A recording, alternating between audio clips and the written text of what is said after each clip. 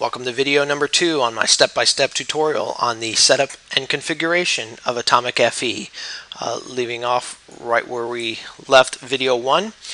In this video I want to go over assembling some more system select screens and emulator screens.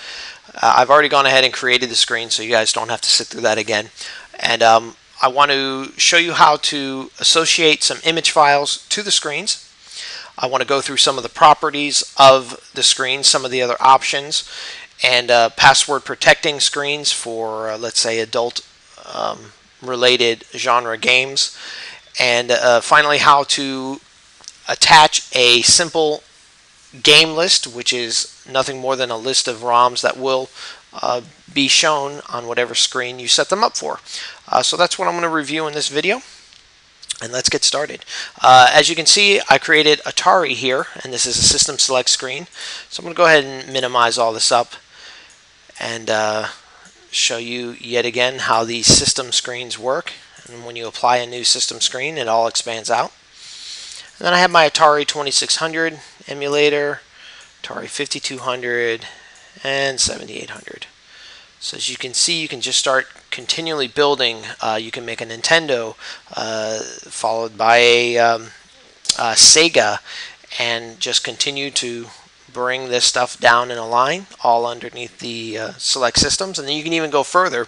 So if you did have, let's say, a Nintendo, you could then create a handheld or a Game Boy, and then from the Game Boy then break out to Game Boy, Game Boy Advanced, Game Boy Color, 3DS, all that stuff. So I did just want to go ahead and show you another level of these system screens and emulator screens. As I said, the only emulator that I'll really be working on is the MAME emulator. So then I want to get into associating some images, and we'll start with some of these icons here. So if you highlight a screen over here on the right side, you could then come over here to this drill down and select an icon for it.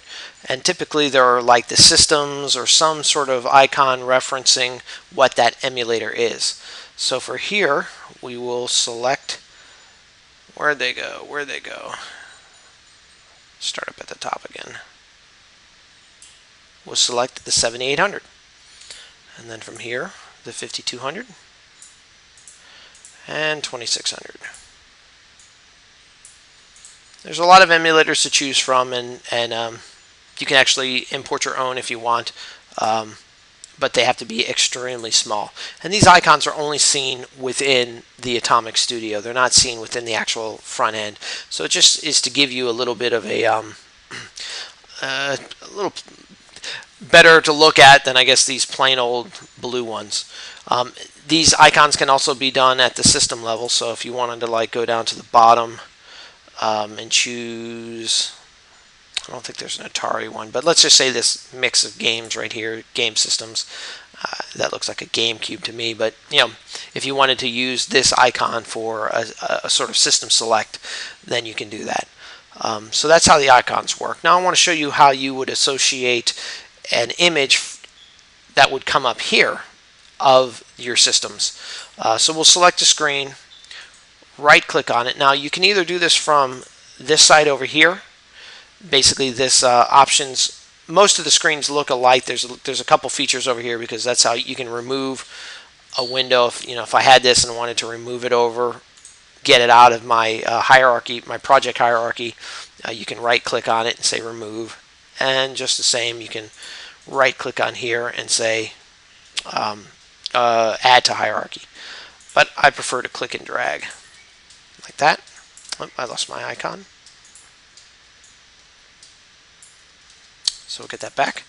All right, so we'll start with the 2600. So right click, click on associate image, and from within AtomicFE there is a folder called PNG, and that has a lot of PNG files of a bunch of different systems for you to use that are available. So we're doing the 2600, so I'll click on that and just click open. So that's it. Quickly do the rest of these here.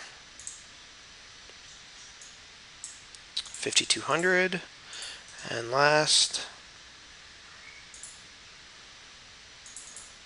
the 7800.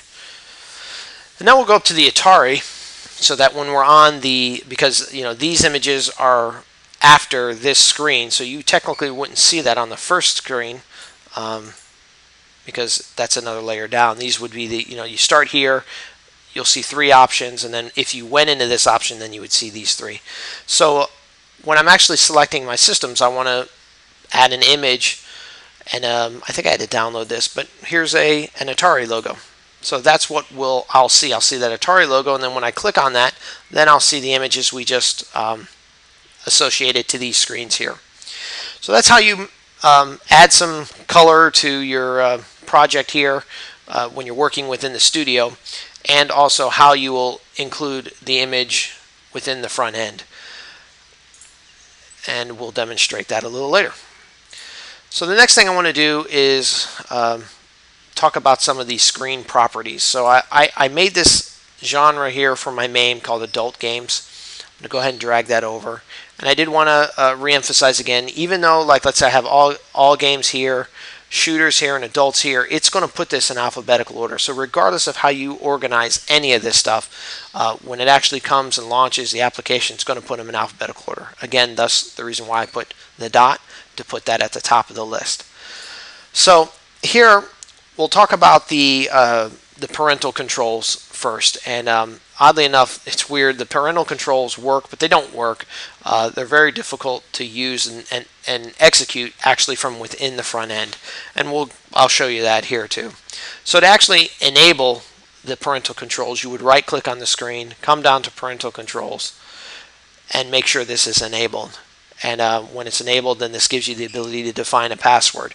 Now, you would normally want to define a password whenever you have your control panel connected. So, if you do your fire button, player one, whatever the sequence would be, just keep in mind that, yes, it's very easy to come in here and define a simple, 8, 6, 7, 5, 3, 0, and for those of you older people, you'll know what the next number should have been. But trying to actually implement a single character, like something that jumps around like this, is very hard to do, because the key inputs from the control panel within the emulator within the front end are very sensitive. So you literally have to do a peck at the keyboard, or a peck on the button for it to only register one character, and it can be very difficult to actually do that. So I mean, when I set my passwords, I like to do it in at least sets of 2s or 3s. So 1 1, 2 2, so that'd be like player 1 twice, player 2 twice, and then if you have the Z button mapped or the X button mapped on your keyboard emulator.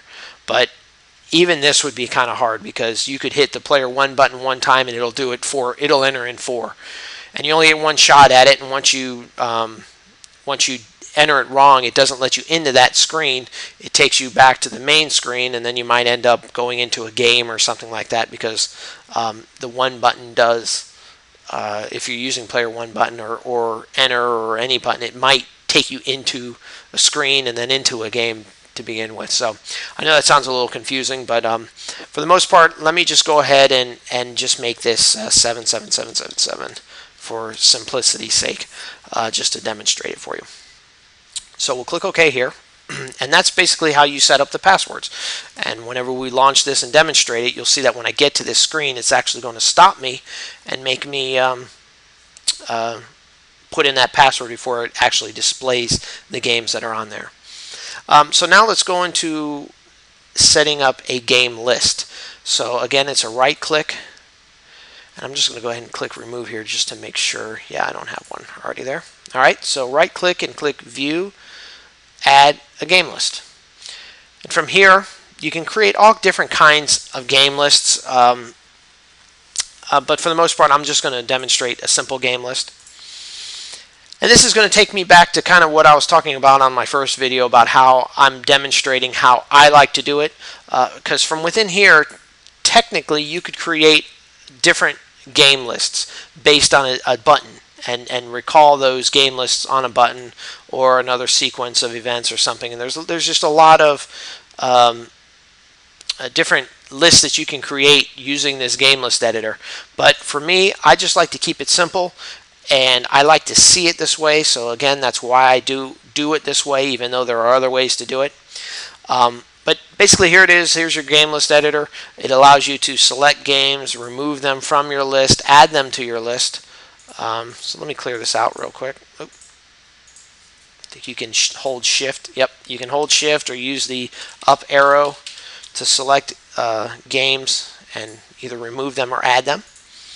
But the key thing to game lists are that, I watch online, I see a bunch of videos where people are demonstrating their front ends, and it's all good and everything, but those who don't take the time to go in and hand select the good ROMs, or the ROMs that they play the most, and they just have everything in there, to me, it's just a little messy. When you actually take the time to go in, select, all of just the primary ROMs, especially because, look, you've got 5 versions of 1942, but this is the one you play.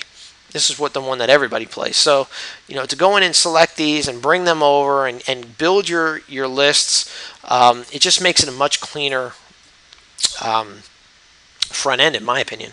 So we'll just select a few here just for the sake of doing this. And another reason why I'm creating this game list is because if you execute the screen the first time, it builds a list of every game. So we would have to sit here and wait while it scanned all of these ROMs, and then it actually does it a second time. So by creating your game list first before you even launch any of the screens for the first time, at least starting with 1 or 2, then you don't have to sit and go through all of that scanning that the system will do at initial launch. So let's just start with this few games right here, and we are under adults games. So yeah, by all means, don't have your kids playing 1942 and all this stuff. So for the most part, I just want you to know that the adult games, I'm just going to say they're all going to start with a 1. And then we'll go to, let's say, shooter games. Create a list here. It seems I already had one here. Notice how I didn't get that select the type because I already had a game list associated here, so that's why that didn't come up. But for these games, let me get to the A's and put in an A game so I can demonstrate. Let's do Aliens, Aliens 3.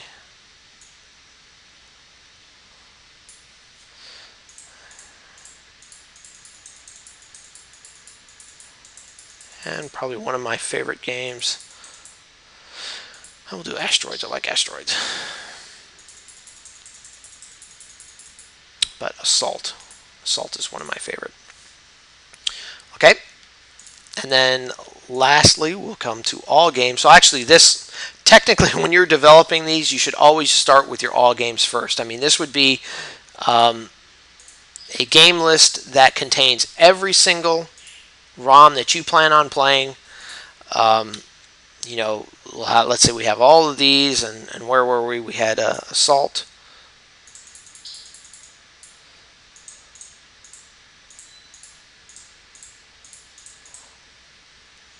I believe you can just start typing them into Assault, Asteroids, and then Asteroids 2. And once you build your all games, pretty much with everything, I would assume, except for adult games, because it doesn't make much sense if you're going to password protect adult games to have them in the all games. From here, once you create all of these all games lists, when I do this and I take the time to do this, I've actually gone through and played every single ROM and launched every single ROM within MAME on certain versions, and I've written down on a piece of paper and or had like an Excel spreadsheet open or a Word document or Notepad open and taken down all of the ROM names.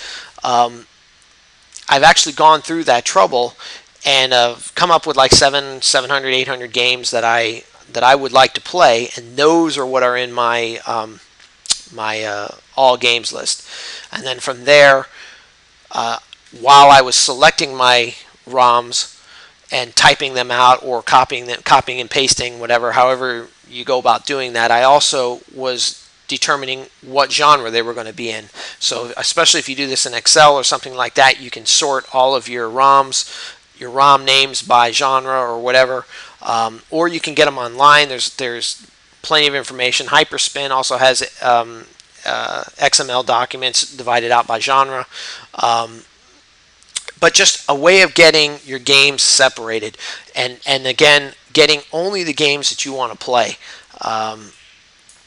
divided out and listed here, instead of throwing all of these games into your front end.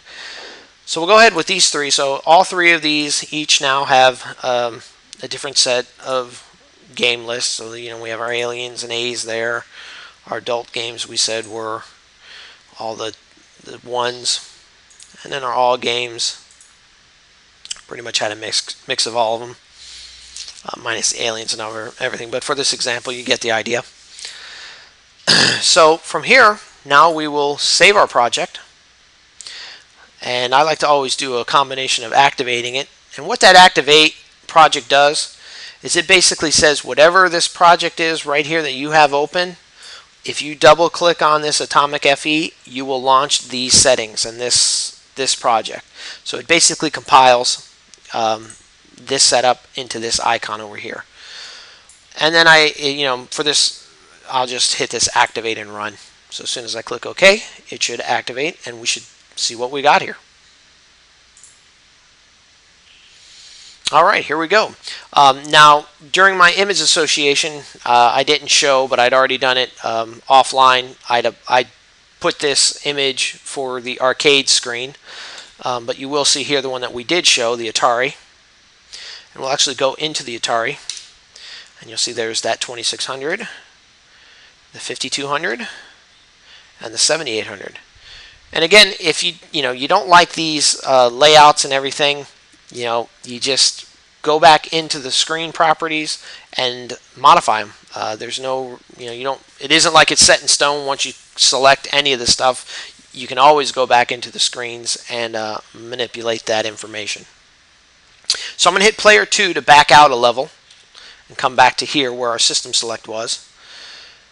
And I also put an icon for the PC games. And I'll go into the PC games, and I put a image in for Left 4 Dead. I didn't have one for Rayman, but I just grabbed that one from that PNG folder. And I just simply downloaded this box art and put it in there. So that's how that goes. I'm going to hit player 2 button and come back out again. This time we're going to go into the arcades. I never did in all games. But for the adult, I had this nice little adults only icon. And we're going to go into this and demonstrate that that password. So there it is. I'm going to go ahead and just put something in wrong, like 5. So there's 5. See, I just tapped it one time and 3 5s came out. So just go ahead and hit 5 again. And you can see it just took me right back out to the main menu again. So let me go back to the adults, and we'll actually put in the correct passwords this time. 7777. There we go. And that screen we just saw right there is what I was telling you about before on initial launch. This is what it goes through all the ROMs and stuff. But being that this game list only had 5 or so or six games here, it does it very quickly. Now you do that with 9,000 ROMs, and you're going to be here for about 15 minutes waiting for that screen, waiting for this screen to load up, because it has to actually do a scan twice of each game. But here we go, and as you can tell, I'm only doing the still image snaps here. And we'll get into adding the video snaps in the next video. So that's how that works, and see how these are all the one games. So these are all the titles we chose were adults. So I'm going to hit 2 to back out, come over into my all games, and you might see the screen again. Nope, very fast. Our all games. Let's back out and go to shooters. There it goes. That one took a little bit. So So here we have all our A's like we were talking about. Asteroids is this assault game is very cool. Anybody that likes to play this, it was a dual joystick game. I do have the configurations to make it so that it's only a single joystick game. If anybody wants that, just let me know and I'll send it to you. So that's it. I'm going to exit out of the emulator completely, or sorry, not the emulator. I'm going to exit out of the front end completely by just hitting the escape key, and that'll take us back here. And that's pretty much it. I did want to go over again, if you didn't like any of the layouts, you just right click properties, come down here to the layout screen. You can choose anything else at will. So I mean, just because you started with one doesn't mean you got to keep it. And also here's where you can come back in here, and if your ROM files ever moved or your snap files moved or something and you need to manipulate that data, you come back here and do that. And something real quickly that I wanted to say was I'm using a GUI version of MAME right now. When you choose your emulator type up here, a certain set of parameters are already automatically filled in, whether or not it's a zip, PNG, and then these command parameters right here. Now the command parameters are sort of hit or miss, and you'll do a lot of trial and error, especially when you're first starting out and first working with some emulators. This can be a little tricky. So as you can see here, it's telling me what sort of emulator it wants. It thinks that, if you're going to run a MAME, you're going to run MAME, but I'm running this MAME UI64. So in order to get this to work, just through trial and error, I know that you have to quote these just like that. So basically, if you're using GUI, you need quotes. If you're using the command line, there are no quotes. Take the quotes out, because if you have either one on the wrong quotes will bomb out the command line version, and not having quotes will bomb out the GUI version. So these can be pretty complicated and everything, and sometimes I find myself either having to talk to somebody else or research it online to try to find out what the command parameters are to get a certain emulator working properly. There's like all different types of tags and everything that could be added at the end, and options for full screen and everything. So this can get a little complicated. But for the most part, that is it. So thanks for checking out this video, and in my next video, we're really going to dig into getting out of the studio and getting into manipulating the actual files themselves, and what you need to know to do that. So again, thanks for checking out this video, and please check out my other ones.